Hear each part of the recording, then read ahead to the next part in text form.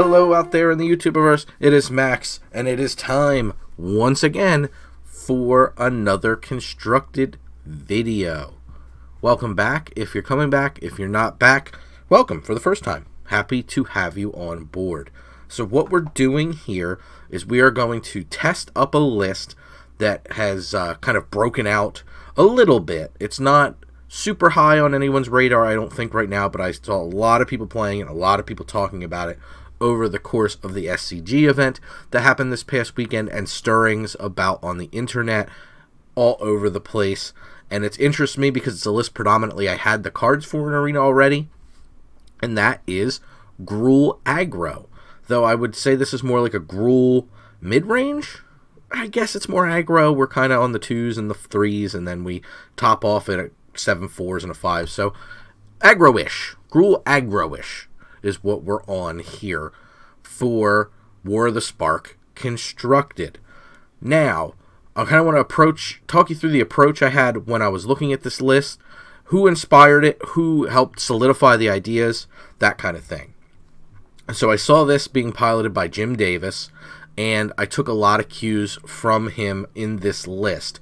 Now, I know that Jim was playing in an SCG event, which is a best of 3, and it was also able to have your sideboard, and it was a little bit different of a metagame. Here in best of 1, one of the big changes to the Arena best of 1 metagame is that I don't have to deal with Simic Nexus. So there are some cards in here that may have to be changed if I feel like I'm getting beat down a little too hard by other of the aggro decks. And I will mention again at that SCG event, Mono Red was kind of all over the place. So Mono Red's still very much a deck, despite the new cards. And some of those Mono Red decks, like the runner-up to the tournament, Collins Mullen was playing 2 Tybalts in his sideboard, and that was the only new cards in the entire list. So definitely still the big boy on the street in terms of what to look out for is going to be Mono Red in the Arena metagame. We don't have to worry about Simic Nexus, and I think we're going to see still a lot of people who are testing. I finished up middling silver last season because I just don't get a lot of chances to play, and if I do get to play, I generally am playing limited more than constructed, but we have gotten a lot of feedback that we want to do more. You want us to do more constructed videos. So hey, happy to help out where I can and to maybe give you some options and kind of talk things over. So the list is 4 Llanowar Elves, 4 Shock, 4 Direfleet Daredevil, 2 Direfleet Daredevil, 4 Growth Chamber Guardian, 3 Paradise Druid, 2 Lava Coil, 3 Legion Warboss, 4 Gruul Spellbreaker, 2 Domri Anarch of Bolas, 4 Rekindling Phoenix, 3 Chandra Fire Artisan, and 2 Sarkhan the Masterless. The Sarkhan, Chandra, Domri kind of tie together feels really good. I think there's a lot of things to like about this list. I have not played this list at all. I cobbled it together so we could experience it together, much like anyone would if they were building a deck for the first time. So we're going to play on the ladder. We are going to switch over from Gruul Aggro to Gruul Aggro with War of the Spark, and that's how we're going to do that. So we're on the ladder, and we are going to go ahead and hopefully try to win some games. We're going to play some games and kind of see, hopefully, how this deck stands like I do in my constructed videos, talk over kind of what we think about things. And again, just keep in mind, I am a little lower on the rankings table because I ended middling silver, so it knocked me back to bronze tier 4. So we will see some bruise at bronze. It's definitely not going to represent the metagame as a whole. Now this hand is just going to have to get tossed back. It's got nothing going on. Domri on turn 3 is not good enough for what we're trying to do with a Shock here. So unfortunately, it's not for us. This, however, is a much better hand. My hopes are that we can get more Llanowar Elves openers, but I'm happy to take a Growth Chamber on 2 and to Gruul Spellbreaker or Domri on 3. So we'll definitely keep that. Chandra, I think, is a reasonable follow-up to what we're doing here. It's a 4-drop, and there are decent odds, considering we're going to draw her on our first turn, that we'll be able to do something. So right off the bat, we are fighting an opposing Llanowar Elf. So we will see what our opponent is up to. If it's similar things, totally different things. and we'll kind of see how to approach it. If I had that opening hand, obviously I would shock the Llanowar Elves. Looks more like we're against Gruul or possibly Simic. Okay, this looks like a tokens deck. Not bad. We'll go ahead and deploy a Growth Chamber Guardian here and see if he can handle some work. If he can, great. If he gets dealt with, that's okay. Not too worried about potential 3 damage. Looks like they are hovering the Growth Chamber Guardian. We'll see what they can do here. Oh, Assassin's Trophy, not bad. Decent level interaction with Forest in our hand. I think we're just going to go ahead and snag Mountain. Make sure we can cast our Chandra, Forest, and again, I think we're just going to end up probably Gruul Spellbreakering here. Opponent, nice sequence of 2-drops here. They gave us a little bit of mana excel. Alright, we're going to change our plan up a little bit. And we're going to go ahead and play Domri. And they put a button here. I elect to not use it quite frequently. Let's go ahead and add a mana. Green is fine. And we'll play our Growth Chamber Guardian as a 3-2. Lets us deploy 2 threats. Forces them to kind of figure out how they want to deal with Domri. If they just want to throw 2 tokens at it, I'm kind of fine letting Domri go. It buys me a little bit of time to do something. Not a big deal. They're even going to toss the... Okay, I was going to say, there even looks like they're going to throw the Llanowar Elf at it. But we can try to go ahead and make this block if we wish. And I don't really think we need to do that. I think I'm fine with Domri just kind of taking it. That's kind of what he came out for. He let us play 2 spells. He fogged us for a turn. Not too bad. Now, if that were a land, we would go Domri into Gruul Spellbreaker. It was not. We can kind of try to Chandra. We can hold up mana if we wish. I think we're just going to go ahead and establish more defenses and build up a big old Gruul Spellbreaker here. No attacks. I know the Growth Chamber Guardian's a little bit anemic in terms of blocking right now, but that's okay. Tendershoot Dryad immediately gets the City's Blessing. It's going to be tough for us to deal with, to say the least. So we need to bolus, and we need to fight the Tendershoot Dryad. It's going to be our play. I like this deck. Spicy. Luckily, we drew some of our more mid-rangey hands. And, I mean, we just keep drawing up doubles, which is a little bit of my fear here. With these decks, the reason I'm a little afraid of them is because with a lot of these legendary repeats, drawing cards where it's just a redundant piece, it becomes very difficult. So it's like, oh, cool, we drew a Domri. I mean, the Domri wasn't bad. This Chandra, though, was almost like a mulligan for us, which is really hard to look at, which is why it's not running 4 Chandra, it's running 3. But even still, when you're looking at this as your draw against this board, it's a little tough to deal with. I mean, opponent can definitely have their way with us a little bit here. Looks like they're going to go for full-on blocks. So we can block like this. We get blown out by any kind of pump effect. But I just don't know if we can... Like, if they have it, when we block here, we take 5. I mean, if it's a Giant Growth, we lose either way. I'm kind of fine with just taking it if they don't have it. And if they do, living with it. Okay. Let us think. So they can get 1 damage in as the board stands. So what I'm thinking is we can't double spell here, so I'm thinking I want to go ahead and Chandra.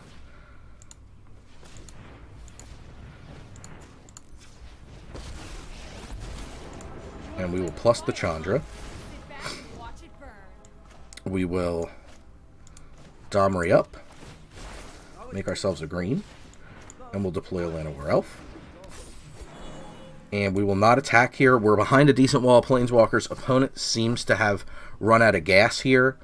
So we'll see what we can do. Okay. Very good. Let's start off with a Chandra activation. So let's go ahead and play our land off Chandra. Let us go ahead and add a red. And let us Legion War Boss. And the button will show you what mana it's highlighting to be used. Let's go to combat. And let's go ahead and attack with these 2 creatures. Interesting they didn't elect to block the Goblin token there.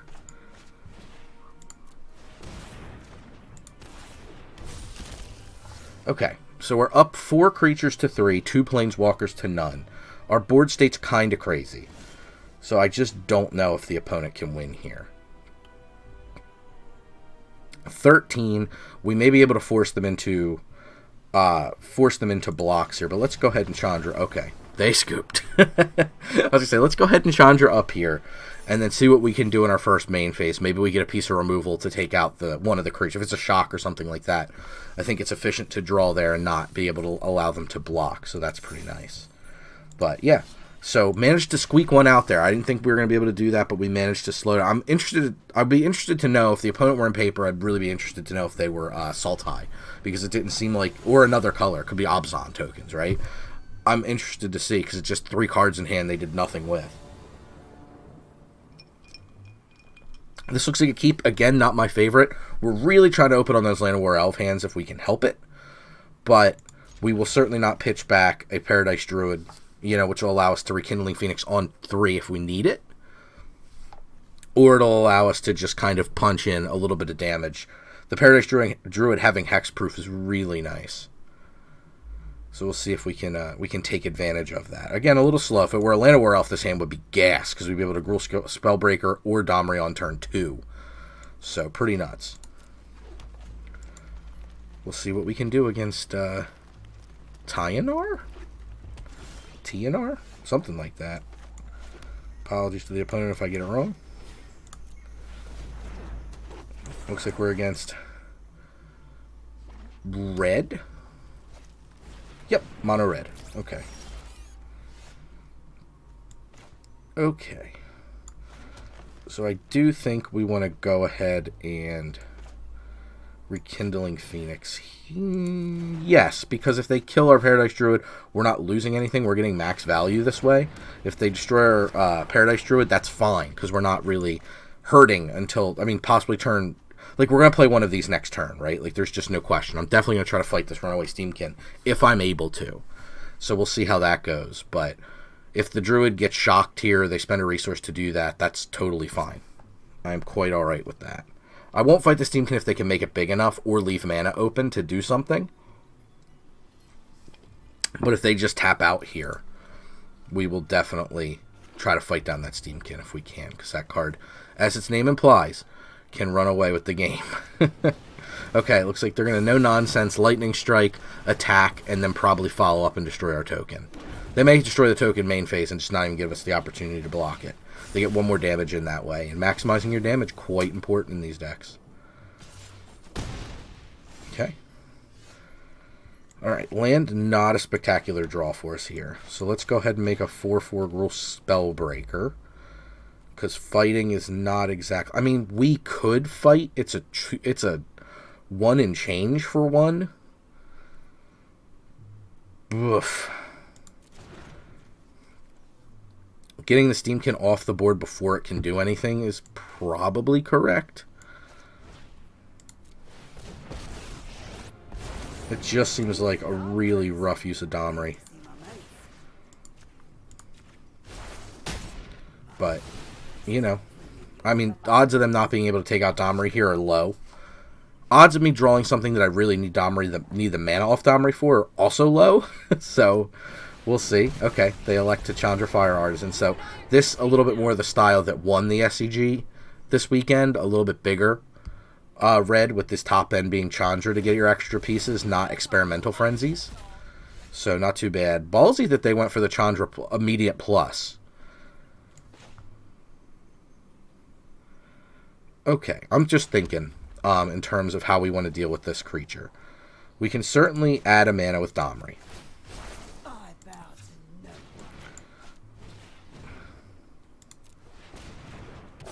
And I think we want a Spellbreaker and haste. I think. Yeah.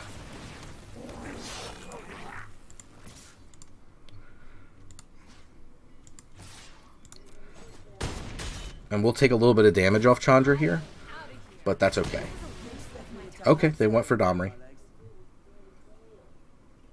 I went for Domri. That's interesting. Okay. I think that means they probably have more creatures in their hand. If they wanted to take out Domri over just nugging us for 5 damage. That's totally fine here. They get 1 creature. They brick wall us, but that's okay. We will Sarkin the Masterless.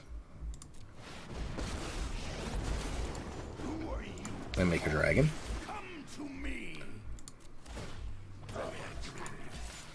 And we will attack with the token that must attack. And we'll end the turn. We'll hold up a land because I don't really see the world where I get punished for playing the land now. Considering, again, our deck tops out at Sarkin the Masterless. I knew you needed my help.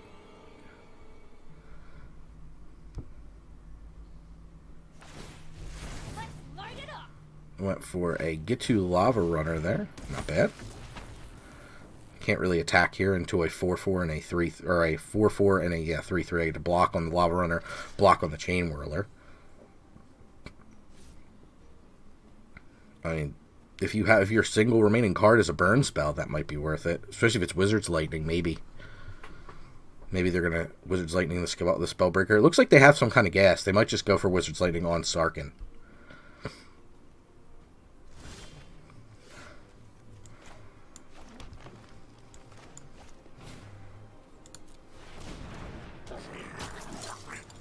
We'll make Sarkin advance.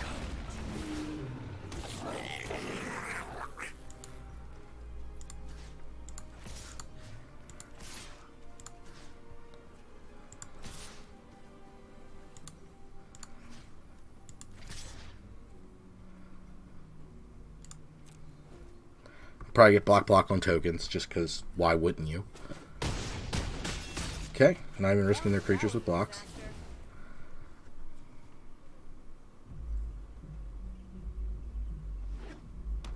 Do we not remove loyalty counters? How did we miss that trigger? Huh. Not real sure what happened there. I'm going to target opponent. Did they just decline to do that damage? I've never seen Chandra get attacked yet, so I don't know how that looks. Alright, opponent. Well, I still have 8 flying damage, or 4 flying damage here.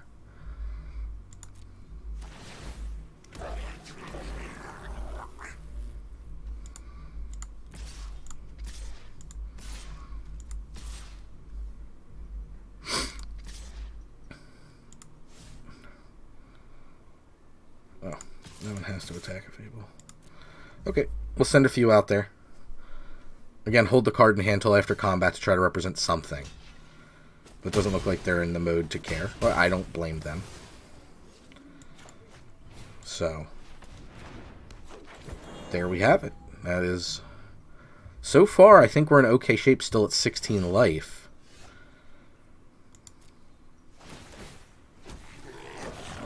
So, we'll go... Goblin tokens and Dragon.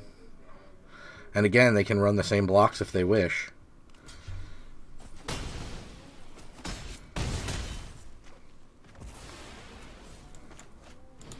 And we can just keep spitting out 1/1s. I mean, granted, not spectacular if they do Chain Whirler, so there is some argument for holding back Llanowar Elves. Paying full price for light up the stage to get a Lightning and a Steamkin, not bad. Not quite the 1-2 punch they need to take out the Dragon, which is really nice for us. Going for a Legion Warboss. Understandably so. Okay, Shock was a really good draw.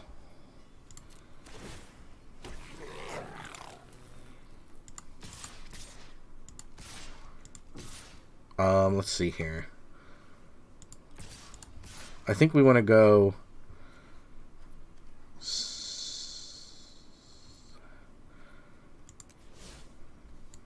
Can I? Okay.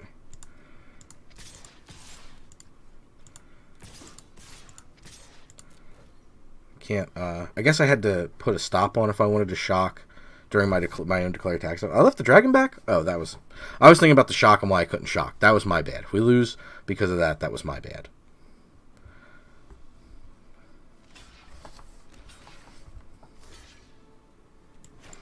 Well, let's go ahead and shock this thing.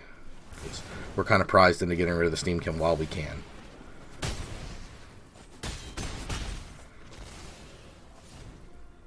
Not a big deal. There's not too much in the red deck that can punish us for that.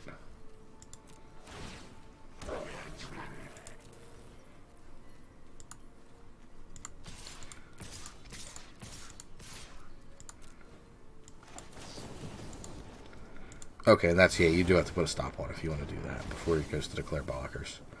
Okay, well, at least we know it's robust enough to handle that.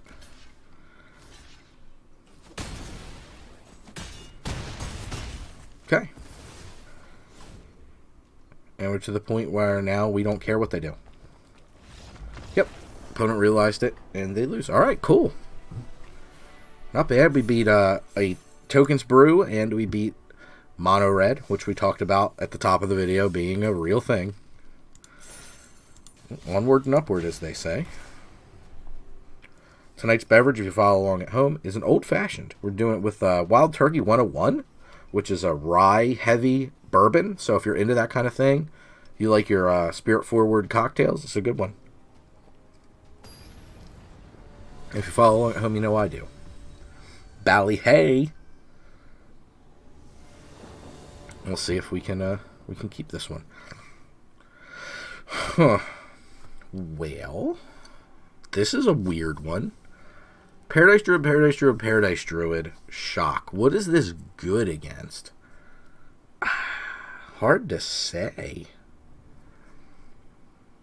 I feel like if we're playing control, we are screwed. Because this doesn't put the Spellbreaker down any faster, but it casts spells. So it's that whole limited versus constructed perspective of it casts 4 spells in our hand, but what's our game plan? I mean, I don't know. We'll try it. It's weird. I could totally see, and if you think I should throw that one away out there, let me know. Because there, see? See? I don't think it's worth... Yeah, I don't really think we need to hold up Shock here. Looks like it's going to be end of turn opt, would be my guess.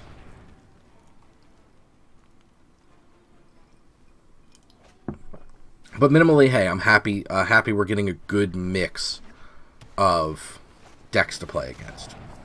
Thought Erasure probably going to go for the Gruul Spellbreaker. The rest of the hand. Shock's irrelevant, and the Paradise Druids don't do much. So, yeah, pretty clutch Thought Erasure there from the opponent.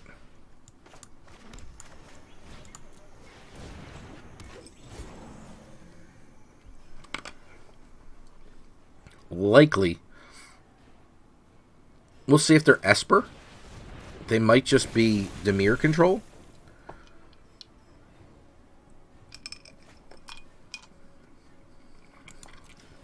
Sounds about right.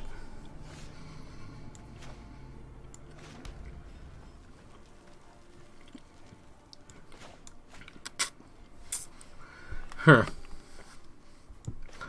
See, I don't know if just jamming a Paradise Druid is a good idea, so I'm just going to be conservative. Play a Paradise Druid. I'll hold up double Shock. And kind of see what the opponent does here. Ogre Bull is quite underrepresented at the most recent standard event. But I still think it's quite good. The 1-3 stats against a deck like this, mono red, etc., just quite good. Very surprised they didn't attack with the Bulls first, the Augur first. And they threw their cast down away.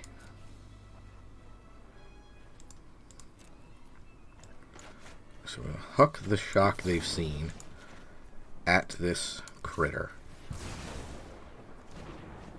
And we'll huck another Shock at this critter.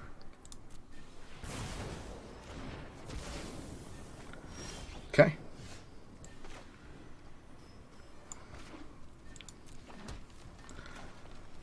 I guess we're going to Spellbreaker and try to jam for 7.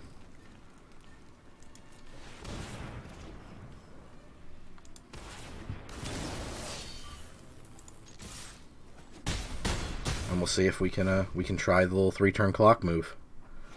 Could be the removal spell here, Ritual of Soot. Could be targeted removal based on the fact they're hovering the Spellbreaker. Enter the God Eternals, quite good. That'll brick wall us pretty quickly. Okay, taps them out, and they do not get punished for the tap out. Kind of what we were hoping to avoid there. This is a good card. Again, a little underrepresented. I think more people are into the Esper and using the Esper portion of the deck. Okay. Yep, and we're kind of just gassing out here, so we'll give it another draw step or two, but we're pretty much out of this game, I do believe. Don't think there's much we can do against the Amass token, plus 5 resources in hand.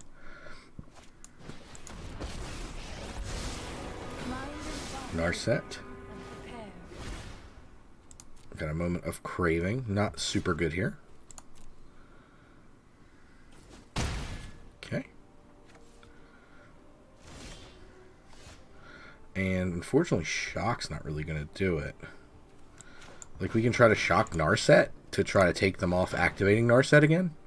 But I think they're just so ahead on resources that we really can't do anything about that. It looks like we're going for more Dimir mid-range than control. We haven't seen much. Liliana, interesting choice. Yeah, definitely a more Dimir mid-range than it is a control. I just don't know. Liliana kind of puts them so... Yep, and Mountain definitely... Or Forest, excuse me, will definitely do it. Land of some variety will definitely fully put us out of this game. And we talked about that being a bad hand for control. We kind of knew what we were getting into. It's just that's the luck here in the Supraliminal Games world. Sometimes we go, man, if we're not facing this, this might be a good keep. I just don't know. That's a tough matchup for us without the board. Like, that's kind of the match that I'm wondering what needs to be tuned to beat it. Because so much of the deck is built on a curve, and the control decks are really, hey, Maloku, are really looking to take advantage of the decks that are looking to go off on a curve, because we're progressively putting down better threats. This hand I think's a keep. It's a tight keep, like it's not a great keep, and it could go very poorly for us, but I do think it's a keep nonetheless. So we'll see. And we got Gutter Bones, awesome. They might be on Judith Priest. Exciting.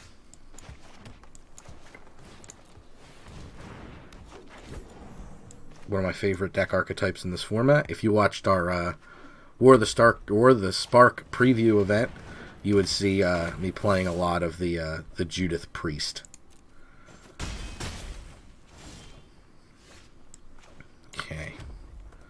Now this lets us go right into Chandra, which is kind of nice. Though I do think Domri, Anarch of Bolas could be pretty good. We can go Domri into Direfleet Daredevil. The Direfleet Daredevil kind of shores up the ground for us, so I think I'm going to do that. It also gives them something they kind of have to deal with.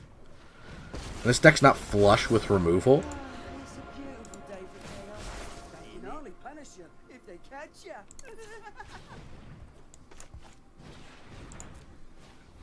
So I do think the 3/1 first strike is going to be pretty good. The Fireblade Artist can do 2 to Domri if it wishes. But they're going to give us a chance to... I mean, they may have just a removal spell in hand. Some of these play Heartfire, I think is the name of the red card. Some of these decks play... this one's playing Lava Coil. Some play D-Spark. Or not D-Spark. Spark Harvest. Okay. So they've got to spend the turn dealing with our Walker. Now we got to think pretty hard about this one. I do think this is going to pay 2 life to come in untapped, and we're going to Chandra here. I do think we're going to up because we don't want it to just immediately die. So we unfortunately lose the chance at Domri, but that's okay. I don't mind giving up 1 resource to make sure they can't on board just tag my Planeswalker down. I do think they're going to work for this one.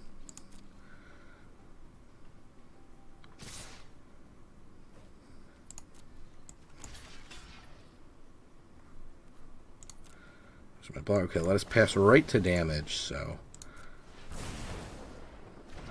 We're going to take out this dude, let Gutter Bones hit. Oh, and they went for us with Gutter Bones. Interesting. I just immediately assumed they were going to go for Chandra. That's interesting. Okay. Let's +1 Chandra, see if she can dig us out of this mess. Gruul Spellbreaker.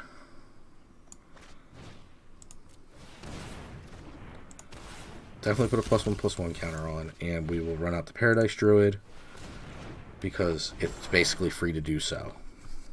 We'll see if Rekindling Phoenix comes at us or Chandra. We may be in a situation where we have to race. Again, they could be playing Heartfire here. Heartfire, I'm pretty sure it's called Heartfire.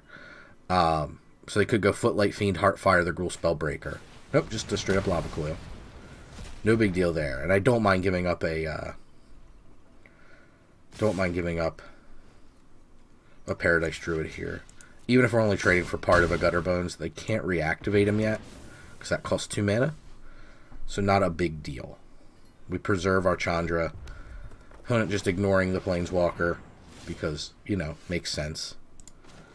Drawing a land there is pretty brutal. This would be kind of the time we want to double spell. Ugh, yeah, no. I think we do have to kind of pay that way. 4/4 Dragon. Land entering tapped, and that'll kind of do it for us. Now it's going to be close. If they rip the third Lava Quill, a lot of these decks don't play that many pieces of main board removal. They play between 4 and 6 generally. So, okay, they managed to rip it. That's pretty bad news for us. Means they can put us off our Chandra Ultimate if they wish. They can just send Footlight Fiend in to do that. They're going straight for our head. And we'll see if they have a Lightning Strike, if they're that aggro to clean things up.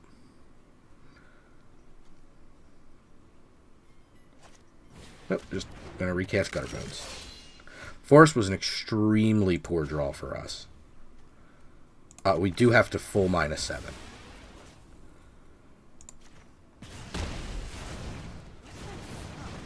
Oh, it's you burning. Well, let's start with a land.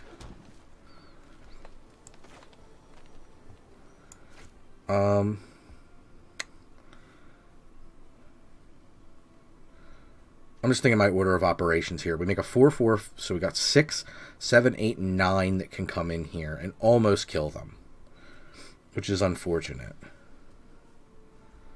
So we can't quite go down that road because we can't kill them. So I do think we want to plus Sark in here. Look to the skies.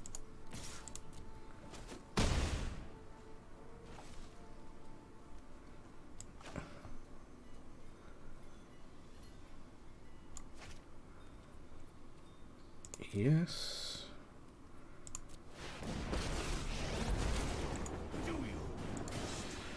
-2 make a dragon. Magnificent. Kind of a free play to get out the Growth Chamber Guardian. It doesn't do much. And again, we're putting opponent to the test. Dreadhorde Butcher.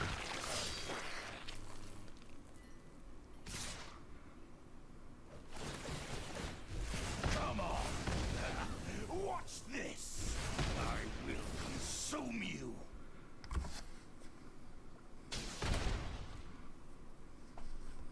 They didn't realize what Sarkin did. Watch this.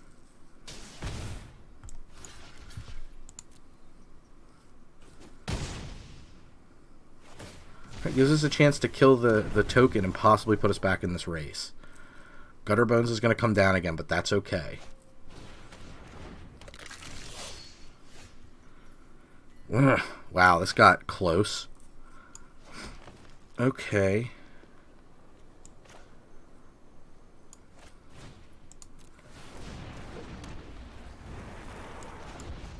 I do think we want a Chandra here, even in the face of possible haste creature. My hair is on fire? Sit back and watch it burn. Not great. I summon you. Okay. I think this gives us the best potential to win a game.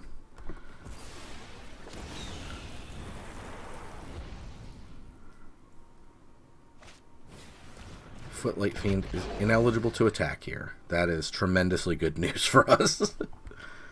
And I do believe that's going to win us the game. Holy cow.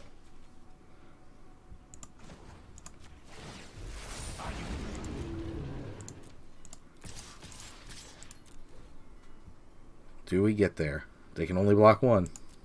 Boom, boom, boom. Wow. Unbelievable. Got there. Against the, look like just the Rakdos version. So not playing the new Blood Artist proxy. Cruel Celebrant, I believe is the name of that one. Holy cow. So, 4 games for you, pretty good. Gets us in there for not a terribly long video. Hopefully enough to satiate your desire for wanting to see some Standard. I just want to take a moment to thank all of you for watching. Of course, your support means a ton. If you haven't subscribed, you know the whole YouTube rigmarole. Subscribe below, ring the bell, do the thing, let the likes, get the thing, do the comments. But seriously, if you have anything to say, we'd love to hear it. We're always value the feedback. Let us know if you want to see more limited videos in here, if you like a mix better, if you like the constructed stuff, if you want us to try to jump on wacky formats potentially. If we have the time to do so, we certainly can. All of that is available. If you want to check out past content, we put out videos every single week here on YouTube. You're already here. You know how to find us here. It's youtube.com/superliminalfilms. Twitch, we live stream every Sunday, and we live stream the second Saturday of every month, usually Magic, or we do Commander. That's usually the one we go to, or a board game of some stripe. So we love to play games.